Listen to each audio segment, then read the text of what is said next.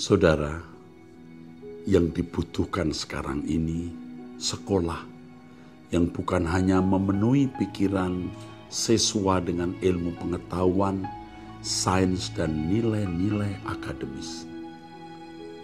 Tetapi sekolah yang mempersiapkan siswa-siswinya menjadi manusia Allah, man of God, yang suatu hari kalau mereka menjadi insinyur, dokter, pengacara, pendidik, pengusaha, dan lain sebagainya, menjadi orang-orang yang melayani Tuhan, melebarkan kerajaan Allah di bidangnya. Dibutuhkan sekolah yang mempersiapkan siswa-siswinya menjadi manusia yang bisa dipercayai Tuhan untuk melanjutkan karya Kristus di dunia ini sebelum dunia ini berakhir. Ekumene Christian High School menjawab.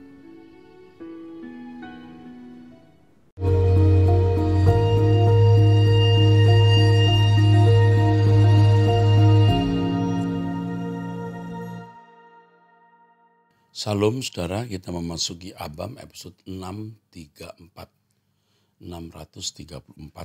dari pria usia 22 tahun belum menikah, mahasiswa, ojek online, dan pelayanan di Sulawesi Utara. Salam Pak Eras dan tim Abam, sekarang saya berstatus belum menikah dan sekarang sementara berkuliah semester awal juga kerja sampingan sebagai ojek online. Dan juga ikut pelayanan bersama dengan Bapak Gembala di satu daerah di Sulawesi Utara. Saya baru mengikuti pengajaran Pak Eras selama 1 tahun ini Pak. Dan saya merasakan kehidupan batiniah yang terus diubahkan setelah mendengar pengajaran-pengajaran khotbah dari Truth ID. Dan juga pengajaran dari pendeta-pendeta GSKI yang lain. Dalam hal ini saya semakin hari semakin memiliki rasa penasaran tentang pengajaran-pengajaran dari Pak Eras, dan saya sudah menyelesaikan membaca buku Apa Keselamatan Bisa Hilang dari Pak Eras. Pak, saya mau tanya Pak, apakah kehendak bebas itu hanya ada di bumi ataukah juga ada di surga? Karena saya juga pernah membaca bahwa iblis jatuh atau memberontak di satu buku yang belum utuh saya baca. Dan saya memiliki anggapan bahwa kemungkinan karena dia bisa memilih, yaitu mempunyai kehendak untuk menentukan ketika dia masih di surga. Berarti kehendak bebas juga ada diberikan di surga. Jika begitu, apakah manusia bisa jatuh dalam dosa ketika sudah ada di surga nanti? Karena ada manusia yang masuk ke dalam surga yang karena kehidupannya hanya berstandar baik di bumi dan mendapatkan kedudukan sebagai anggota masyarakat. Yang artinya tidak mencapai kesucian yang semestinya dicapai oleh setiap orang yang menjadi anggota kerajaan Allah. Demikian Pak pertanyaan saya. Terima kasih Pak Eras untuk jawabannya. Kiranya Bapak Eras dan tim selalu dalam lindungan Elohim Yahweh. Yang pertama, kehendak bebas tidak akan hilang selamanya. Di surga masih ada kehendak bebas, tetapi yang masuk surga adalah orang-orang yang melalui screening, melalui proses pengujian selama di dunia. Yang menjadi anggota masyarakat orang-orang yang tidak melukai sesama. Yang mengasihi sama seperti diri sendiri. Dan tentu lewat pengujian oleh Tuhan yang Maha Tahu. Apalagi yang menjadi anggota keluarga kerajaan yang memerintah bersama-sama Yesus. Ya, itu sempurna seperti Bapa dan serupa dengan Yesus. Nah, di surga nanti ada pemerintahan. Dan ini akan membuat tidak ada celah adanya pemberontakan. Yang kedua, di surga akan terus ada pembinaan.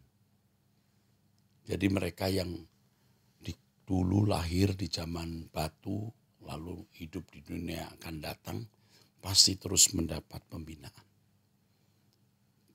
Kalau di ceramah saya mengenai dinamika kerajaan Allah, saya menjelaskan hal ini. Ya, kalau tidak ada kehendak bebas, maka tidak ada dinamika di kerajaan surga. Oke, itu saja jawabannya. Tuhan memberkati. Wanita usia 18 tahun belum menikah pelajar. Halo Pak, saya mau bertanya, kenapa saya setiap tidur merasa sering diganggu? Saya tidur ketindihan dan sulit rasanya untuk bangun. Saya setengah sadar mengucapkan dalam nama Yesus saat ketindihan, tapi sulit untuk bangun. Hal ini membuat saya selalu takut untuk tidur hingga mengganggu aktivitas saya. Saya mengalami ini kira-kira sudah 2 tahun. Terkadang saya mimpi ada nenek di depan pintu sedang berdiri dan kemudian saya bangun langsung melihat pintu dan saya terus bermimpi didatangi oleh orang yang sudah meninggal. Saat bangun dan kepala saya sakit rasanya. Dari dulu hingga sekarang keluarga saya adalah keluarga okultisme. Orang tua saya meminta rezeki kepada dukun. Saya sudah coba menasihati tapi dia selalu tidak sadar. Dia selalu emosi, begitu juga dengan keluarga saya yang lain. Mereka masih percaya kepada dukun. Saya sadar saya harus tinggal di dalam Tuhan agar tidak diganggu lagi. Tapi masalahnya sulit sekali bagi saya untuk melakukan ini. Terkadang saat saya mencoba ibadah sendiri di malam hari, tiba-tiba saya memikirkan hal yang buruk dan selalu mengingat mimpi saya. Saya takut saya tidak punya masa depan Pak, karena orang tua saya melakukan kesalahan fatal. Saya takut terkena kutuk keturunan.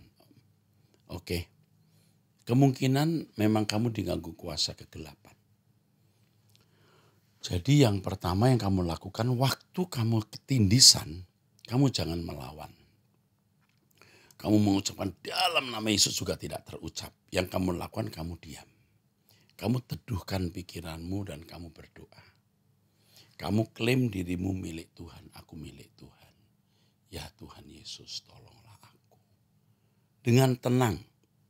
Ketika kamu tenang lalu biarlah saya lepas. Peristiwa seperti ini tentu sudah saya alami dulu berulang-ulang. Jadi saya mengerti. Waktu tindisan jangan merontak. Dalam nama Yesus tidak bisa. Tenang, tutup mata, gak usah buka mata, tutup mata. Tenang, berdoa dalam hati Tuhan. Atau menyembah Tuhan. Ya. Kemungkinan kamu ada kuasa kegelapan. Saya tidak tahu kamu tinggal di mana. Kalau di Jakarta nanti kamu akan dilayani tim kami. Ya, kamu akan dihubungi oleh Ibu Lani untuk dilayani pelepasan. Oke. Sekarang dari wanita usia 26 tahun belum menikah. Salam Pak, saya ingin bertanya. Sebelumnya saya pernah punya mimpi seperti ini. Saya ada di tengah danau dan di arah timur danau tersebut ada semak belukar yang sangat indah. Karena nampak indah, saya ingin berenang menuju arah timur danau tersebut. Akan tetapi ketika saya berenang, hal aneh terjadi. Saya berenang ke arah timur, tapi badan saya malah ditarik ke arah barat daya, hampir ke tepian. Dalam mimpi itu saya bingung kenapa itu bisa terjadi. Lalu saya lihat ke arah barat daya tersebut, ternyata ada salib. Kira-kira tingginya 4 meter. Badan saya seperti terarah menuju salib itu dan salib itu berada di tepi danau. Belum sampai ke tepi saya terbangun. Sampai sekarang saya masih ingat mimpi itu Pak. Apakah mimpi itu punya arti bahwa hidup saya dijaga Tuhan dari keinginan saya? Saya potong dulu. Kemungkinan ini gambaran bahwa kamu melihat dunia. Kamu mau menikmati dunia. Tapi Tuhan tarik kamu untuk menjadi warga, anggota keluarga kerajaan surga. Ya, ini positif mimpi ini. Dan kamu harus penuhi mimpi ini dengan cara mencari Tuhan sungguh-sungguh, jangan terikat dengan kesenangan dunia. Satu lagi Pak, saat ketika saya berdoa, saya bisa merasakan hadirat Tuhan. Tapi ada rasa gentar Pak. Tangan saya sedikit gemetar dan saya hanya berkata, I'm sorry Lord. Dan thank you Lord. Terkadang saya juga merinding Pak. Tapi saya tahu hal ini subjektif. Saya juga mau bertanya Pak.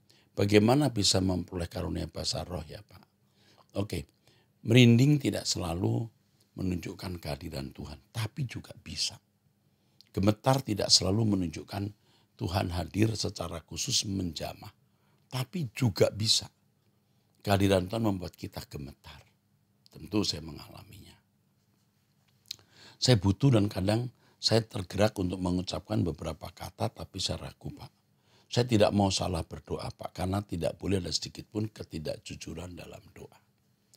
Jadi waktu kamu minta bahasa roh, kamu minta, mohon pasti Roh Kudus beri. Pasti. Dan ketika kamu mulai tergerak untuk mengucapkan, lepaskan lidahmu. Terutama waktu doa pribadi. Ya. Nanti Roh Kudus akan pimpin. Kalau itu palsu, Roh Kudus juga akan pimpin, kamu tidak sejahtera. Nah, nanti pada tingkat di mana waktu kamu berdoa bahasa roh, kamu akan mengerti maksudnya. Atau kamu punya ide atau pemikiran yang muncul. Dan itu arti dari bahasa roh yang Allah berikan. Oh, satu lagi Pak, ibu saya bertanya, mengapa GSKI tidak pernah berdoa dengan doa Bapak kami? Seperti gereja pada umumnya Pak. Sesekali memang kami mau mengucapkan itu. Sesekali kami lakukan. Tapi jarang sekali ya. Terima kasih. Perlu kamu ketahui doa Bapak kami bukan formula kalimat doa. Tapi formula kehidupan. Tapi nanti doa Bapak kami ucapkan. Ya, terima kasih. Dari pria usia 26 tahun. Salam Pak Pendeta.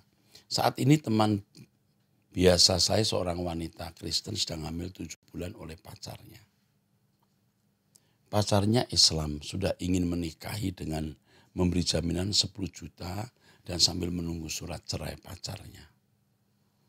Menunggu surat cerai pacarnya. Oh, pacarnya orang Muslim sudah punya istri gitu ya. Akan tapi orang tuanya tidak setuju untuk menikahkan anaknya dengan pria tersebut dengan alasan tak ingin anaknya masuk Islam. Orang tuanya hanya menyuruh melupakan pria tersebut dan fokus masa depan. Saat keadaan seperti ini teman saya si wanita tersebut mengajak saya menikah. Oh, ini pria. Saat keadaan seperti ini teman saya si wanita tersebut mengajak saya menikah. Bagaimana pandangan Alkitab tentang hal tersebut? Apakah boleh menikahinya atau tidak? Dan bagaimana cara mengetahui kehendak Bapa sehingga saya bisa memilih antara menerima atau menolak? Yang pertama, sampaikan jangan menikah dengan pria yang lain. Iman. Hamil, lahirkan saja anak itu, dirawat, dibesarkan atau diberikan orang yang bisa merawatnya. Ya, setelah itu, minta petunjuk Tuhan. Kamunya juga minta petunjuk Tuhan. Ya. Rupanya kamu tertarik wanita ini kelihatannya. Sehingga kamu tidak menolak. Kamu masih memberi peluang untuk menerima. Ya, ini tidak benar, tidak patut. Ya. Kalau benar-benar kamu cinta dan dia cinta, boleh. Tapi dia hamil. Dia telah memberi hatinya kepada pria lain sampai hamil. Kamu kok mau menikah dengan wanita seperti ini yang saya tidak mengerti. Ya. Sebaiknya tidak. Ya. Tidak dulu maksudnya.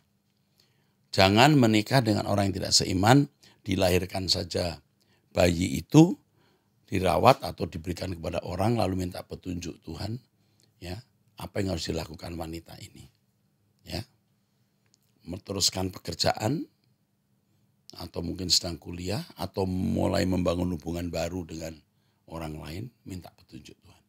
Jangan menikah. Ingat pesan Pak Eras, jangan menikah dengan pria itu, apalagi dia sudah punya istri, dia mau menceraikan istrinya. Suatu hari dia akan menceraikan wanita ini, yang hamil ini, dan dengan wanita lain.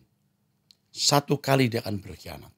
Jadi sekarang jangan menikah dengan pria itu. Oke. Berikutnya dari seorang pria sudah menikah memiliki anak kelapa gading. Salam Pak Pendeta, saat ini kondisi saya sangat terpuruk dalam hal keuangan, ekonomi, dan usaha. Saya sebagai wira swasta di bidang konstruksi. Sampai saat ini belum mendapatkan satu proyek pun.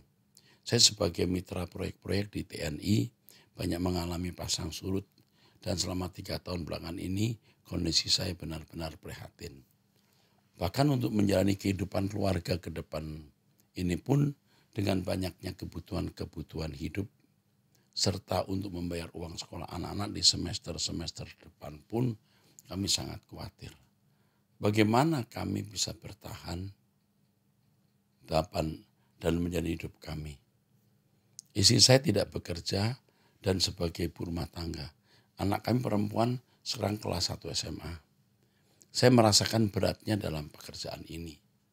Banyak kegagalan-kegagalan yang saya rasakan. Saya harus akui saya manusia berdosa dan saya banyak menggunakan logika dan perasaan-perasaan saya karena kekhawatiran-kekhawatiran. Saya menjalani hidup ini ke depan yang semakin hari semakin berat.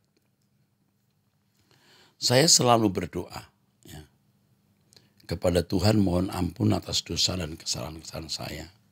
Mohon belas kasihan Tuhan Yesus dan kemurahan tangan Tuhan Yesus agar kondisi kami saat ini dipulihkan Tuhan Yesus. Kami mau lebih mengasihi Tuhan dan lebih bertekun lagi dalam beribadah kepada Tuhan. Bersatu hati bersama sebagai keluarga yang takut akan Tuhan, melakukan firman, serta selalu bersyukur kepada Tuhan. Pak Pendeta, ajar kami apa yang harus kami lakukan untuk mendapat belas kasihan dan kemurahan Tuhan agar kami dipulihkan. Saya tidak tahu kamu anggota gereja mana, ya. Tetapi begini, kalau keadaanmu baik-baik, kamu cenderung menjadi sombong, ya. Kamu tidak sungguh-sungguh merendahkan diri di hadapan Tuhan. Ya. Dengan keadaanmu seperti ini, kamu merasa tidak berdaya. Kamu introspeksi, koreksi diri. Kamu berusaha untuk tidak didapati bersalah, supaya ekonomimu baik dan kamu tidak dihajar dengan keadaan ini. Nuranimu masih baik. Kamu memiliki hati lentur untuk bertobat. Ya. Tuhan akan memulihkan keadaanmu. Tetapi ingat ya, kalau Tuhan sudah pulihkan keadaanmu, kamu jangan lupa. Kalau kamu lupa, kamu menjadi sombong. Aduh, keadaanmu akan lebih buruk. Saya tidak tahu kamu gereja mana. Mestinya kamu datang ke pendeta, menceritakan persoalanmu, dan gereja mestinya ikut menopang keadaan jemaat seperti yang kamu alami. Itulah gunanya gereja. Terima persembahan jemaat yang kaya dan berbagi kepada yang miskin. Ya. Dulu waktu kamu kerja, kamu kamu harap semua akan jalan lancar. Dan sempat memang pernah jalan. Tapi hidup ini tidak bisa diprediksi. Ya. Jadi sementara yang saya bisa nasihatkan kepadamu, ya mulai sungguh-sungguh bertobat, jaga hati. Ya. Jaga perasaan supaya kamu kalau diberkati, Tuhan loloskan, kamu dipulihkan Tuhan, kamu tidak menjadi sombong. Coba kamu lewati hari ini. Hari demi hari kamu lewati. Kamu akan melihat bagaimana Tuhan menolong kamu. Sementara ini yang saya sampaikan, jika ada sesuatu yang kamu perlu, sampaikan lagi, kirimkan ke kami. Jadi kami akan ingat nomor teleponmu, ya, dan nama kamu. Jika membutuhkan pelayanan konseling khusus. Kalau kamu jemaat GSKI Rehoboth, pasti saya akan suruh staf saya menghubungi kamu. Ya. Tetapi sementara ini nasihat saya. Kamu akan melewati keadaan-keadaan sulit ini dengan sangat berat, tapi kamu bisa melewati.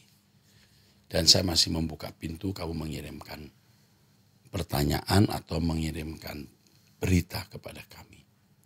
Ya, bagaimanapun saya menjadi orang yang kamu percayai sebagai hamba Tuhan. Dari pria usia 60 tahun sudah menikah pensiunan. Salam Pak Erastus, puji Tuhan bisa mengikuti Abam yang senantiasa memberkati saya. Pak, saya mau tanya, dalam kondisi saya pensiun ini, sudah beberapa kali usaha tapi tidak berhasil. Dan dengan kondisi ini saya masih ada uang dan dipinjam oleh perusahaan dan saya diberi bunga atas uang tersebut. Apakah yang saya lakukan dengan meminjamkan ke perusahaan tersebut salah? Tidak. Anda tidak sedang membungakan uang, tetapi artinya tidak membungakan uang seperti rentenir. Perusahaan membutuhkan dana dan kamu sudah sepakat dengan perusahaan itu. Jika ada keuntungan kamu dibagi. Seakan-akan itu bunga. Itu tidak salah. Hanya nasihat saya, beri rentang waktu. Jadi tidak ada rentang waktu. 6 bulan ke depan saya mau ambil uang itu, katakan. Atau 1 tahun. Saya kira 6 bulan saja. 6 bulan itu paling lama. Atau 3 bulan. Entah nanti disambung atau tidak. Tapi kamu harus sounding dia. Kamu tidak boleh sounding, lama-lama uangmu habis, Pak. Jadi sounding 6 bulan uangmu akan diambil. Ingat ini, mungkin bisa kamu gunakan untuk usaha lain. Ingat ya, jangan tidak dilakukan. Sounding paling lama 6 bulan. Bisa 3 bulan ke depan. Walaupun kemudian disambung lagi 3 bulan. Jangan tidak ada batas waktu. Oke, cukup. Saya akan teruskan dengan wanita usia 50 tahun. Janda namun menikah lagi. Puji nama Tuhan, Salam Pak Eras. Hari ini saya ada ajak mama, papa, adik. Ya, maaf. Saya ada ajak mama, papa, adik. Saya yang pertama dan yang bontot datang ke gereja Pak Eras jam 11. Di Mall Arta Gading. Tapi begitu kami mau duduk baik semuanya, tiba-tiba adik saya yang bontot beranjak meninggalkan kursinya lalu pergi. Kami berempat masih beribadah secara kusuk. Setelah bubar ibadah adik bontot saya WA saya, katanya dia menunggu di jalanan. Dan ternyata benar dia nunggu di jalanan. Pak Eras, adik saya depresi dan sepertinya dikuasai oleh iblis, Pak. Hati saya dan keluarga sangat bingung harus gimana menanganinya. Pernah masuk di satu yayasan 4 bulan, lalu saya tarik keluar karena biaya. Adik saya laki-laki umur 41 tahun bujangan. Mohon bantuannya Pak Eras untuk didoakan dan bimbingannya untuk kesembuhannya. Terima kasih banyak Pak Eras, Tuhan Yesus menyertai pelayanan. Oke. Ini bisa kuasa gelap tetapi lebih cenderung depresi. Nanti ada pendeta yang akan menghubungi Anda, pendeta Sutardi Nababan. Beliau juga bisa mendoakan orang yang kerasukan kuasa gelap. Oke. Dari wanita usia 47 tahun, sudah berpisah 3 anak, usianya sudah 23 tahun, 20 dan 15 tahun. Salam Pak Eras, karena saya sudah berpisah, berniat menjaga ibu yang sudah 83 tahun. Punya anak lalu menjaga ibu yang sudah usia 83. Yang sudah mulai pikun. Tapi karena sudah lama tidak bergereja, karena tekanan Parkinson dan syaraf kakinya kaku. Jadi susah berjalan dan lamban. Tapi masih bisa jalan dekat-dekat. Selama ini mama tinggal di luar kota dan beda 7 jam dari tempat saya. Di Medan dengan ditemani pembantu saya. Jadi sudah lama tidak ibadah dan berkomunikasi lagi. Awalnya saya bawa ke tempat saya bawa doa dan pujian kembali. Awalnya dia tidak ikut menyembah. Diam saja, lama-lama mulai ikut nyanyi haleluya. Pernah suatu hari dia lihat saya doa jam 5 pagi, bersujud di lantai, dia merasa aneh, dia liatin saya tapi tidak ikut doa. Lalu dia bilang, saya kok doanya lain, malam-malam buta dan caranya lain. Tidak pernah lihat seperti itu. Mama katakan saya tersesat. Dia menangis sampai 3 hari pagi seperti itu. Dia katakan saya tersesat dan menangisi saya. Sampai kakak saya bilang bukan sesat, itu doa yang benar. Baru dia tenang. Tapi setelah 3 minggu dia minta pulang ke rumahnya kembali. Katanya tidak betah di rumah saya. Sampai nangis minta pulang. Kalau pulang ke rumah mama kembali, berarti tidak ada yang tuntun doa dan penyembahan lagi seperti tidak lagi setiap hari. Karena kalau saya buka lagu rohani, dia masih mau dengar, tapi kalau sudah dengar firman, dia mulai tidak betah dan mau beranjak saja, tidak mau dengar, gelisah. Memang pendengarannya pun juga sudah banyak berkurang.